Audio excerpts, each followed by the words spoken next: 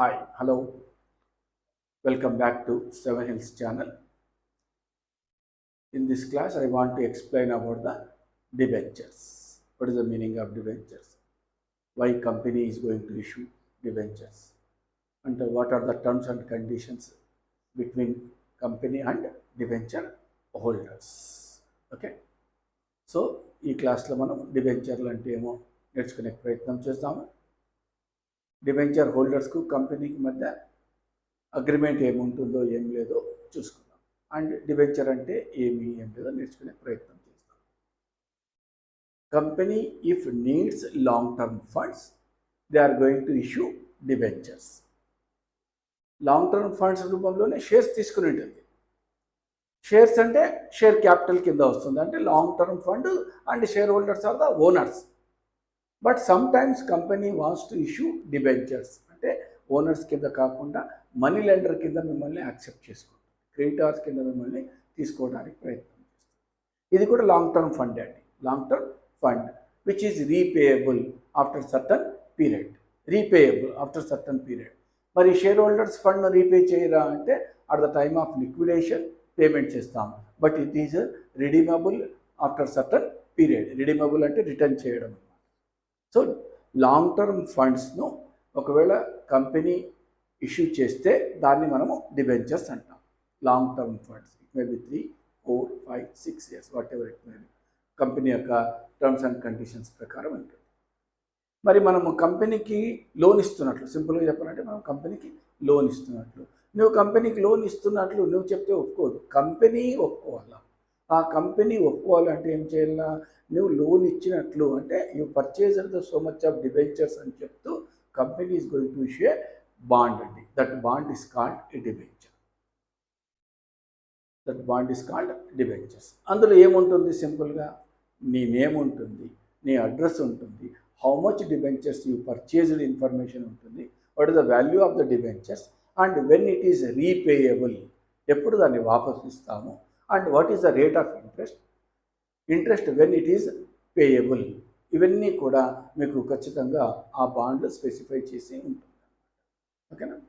సింపుల్గా డిబెంచర్స్ అంటే ఏమి, as per the commercial definition ప్రకారం చూసుకుంటే an acknowledgement of a debt in writing given under the seal of the company. చూడండి చెప్పాను కదా, కంపెనీ నీకు సీల్ వేసి ఇస్తుందండి. ఇది డిబెంచర్స్. నీవు నాకు లోన్ ఇచ్చినావు, క్లియర్గా చెప్తున్నాడు. an acknowledgement of a debt. Debt అంటే బాకీ అండి. అక్నాలెడ్జ్మెంట్, నీ దగ్గర బాకీ తీసుకున్నానని చెప్తుంది company.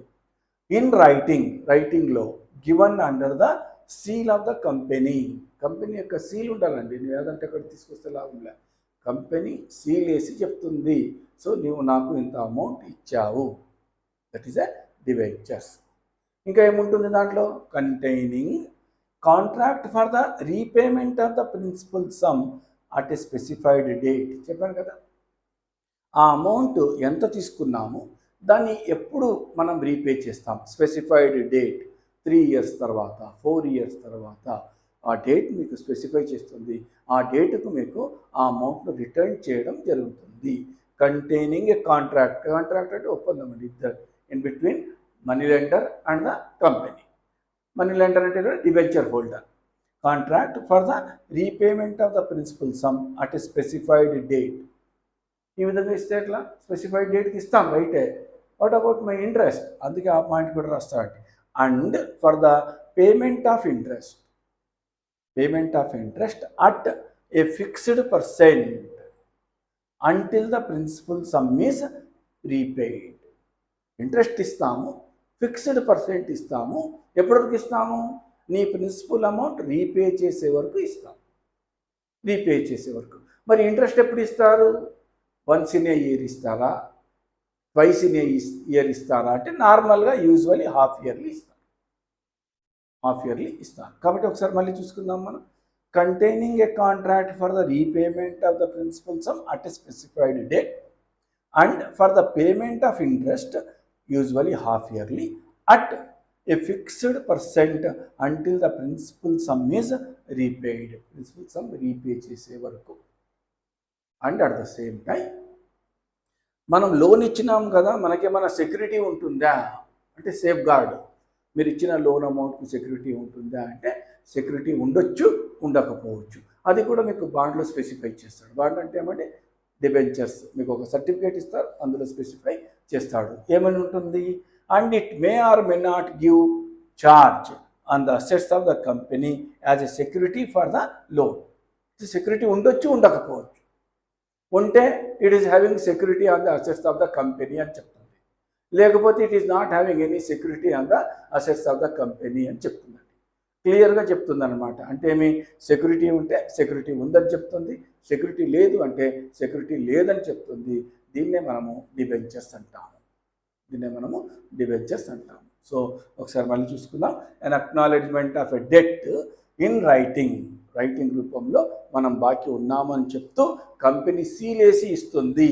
In writing given under the seal of the company.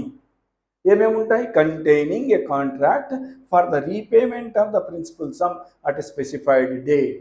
నువ్వు ఎంతైతే అమౌంట్ నాకు ఇచ్చినావో అది స్పెసిఫైడ్ డేట్కు నేను రీపేమెంట్ చేస్తాను. అప్పటి వరకు ఏం చేస్తాను? నేను ఇంట్రెస్ట్ ఇస్తాను. And for the payment of interest at a fixed percent until the principal sum is repaid. ఎంత ఇంట్రెస్ట్ ఇస్తాను అది కూడా స్పెసిఫై చేసి ఉంటాడండి. 10% రేట్ ఆఫ్ ఇంట్రెస్ట్ ఉంటే 10% ఇంట్రెస్ట్ ఇస్తాము, 12% రేట్ ఆఫ్ ఇంట్రెస్ట్ ఉంటే 12% ఇంట్రెస్ట్ ఇస్తాము. ఆ విధంగా స్పెసిఫైడ్ రేట్ ఉంటుంది. ఎప్పటి వరకు ఇస్తాము? నీ ప్రిన్సిపల్ సమ్ రీపేమెంట్ చేసే వరకు ఇస్తాము. And it may or may not give charge on the assets of the company as a security for the loan. అంటే నీవు ఇచ్చిన లోన్ మీద సెక్యూరిటీ ఉందా లేదా? సెక్యూరిటీ ఉందంటే it is having a security against the companies assets. Company assets మీద నీ loan సెక్యూరిటీగా ఉంది. ఒకవేళ లేదంటే లేదని చెప్తుంది. ఒకవేళ కంపెనీ ఇంట్రెస్ట్ ఇచ్చేది ఉంటే, even if the company suffering from the losses they must pay the interest. Company నష్టాల్లో ఉన్న ఖచ్చితంగా ఇంట్రెస్ట్ పే చేయాలా. అందుకే దీన్ని charge against the profit and loss account. Interest on debentures is charge against the profit and loss account. Charge అంటే debit అండి. Profit and loss అకౌంట్కి debit చేస్తాం. అంటే కంపెనీకి ప్రాఫిట్ వచ్చిందా లాస్ వచ్చిందా చూడం. ఇంట్రెస్ట్ ఇచ్చేది ఉంది కాబట్టి ఇంట్రెస్ట్ ఈజ్ ఎక్స్పెండిచర్, ఖచ్చితంగా డెబిట్ చేస్తాము. లాస్ వచ్చినా డిబెంచర్ హోల్డర్స్కి ఇంట్రెస్ట్ ఇస్తాము. ఇది స్పెసిఫిక్గా చెప్తున్నాము ఎందుకంటే షేర్ హోల్డర్స్కు లాస్ వస్తే డివిడెండ్ ఇవ్వరు. If the company earns sufficient profit then only company is going to declare a dividend. Hence it is a charge against the profit and loss appropriation account.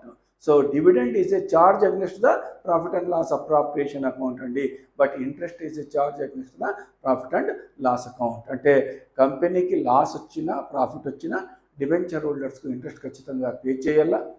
But shares సంబంధించినంత వరకు అయితే dividend company profit earn చేసినప్పుడే ఇస్తారు.